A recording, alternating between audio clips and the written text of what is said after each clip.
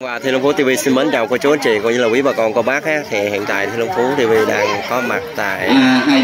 bên khu ấp Tà Lợi. Đêm nay là đêm thứ hai cũng là đêm cuối ở nhà ha. Thì các bà con cũng như là quý Phật tử đang chuẩn bị làm lễ diệu hành Phật Tích Ca 3 vòng tại Sa Banh cả nhà ha. Thì mời cô chú anh chị cũng như là quý bà con cô bác mình cùng theo Thiên Long Phú để review toàn cảnh cho cô chú anh chị xem. Đêm thứ hai là đêm cuối để diệu hành Phật Tích Ca ha. Mời cả nhà cùng theo dõi nhé.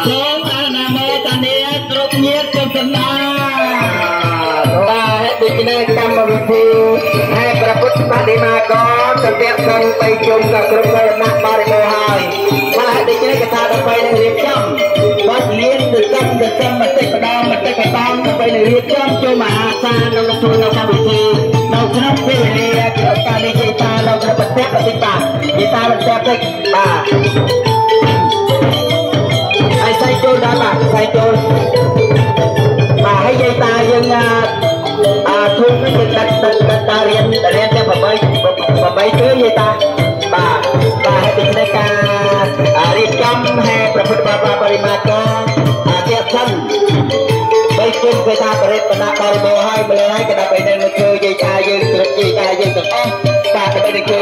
នៅក្នុងមហាសាលដើម្បីនឹងជួយនៅកម្មវិធីបាទហើយខ្ញុំយកមកសូមគោរពជួយយាយតាយើងអត់ឲ្យចេញមកយកឲ្យចេញមកយកយកចេញអត់យកយើងលើកការត្រៃនៅបងចេញមកយកយកទឹកដាក់តុខាងហើយ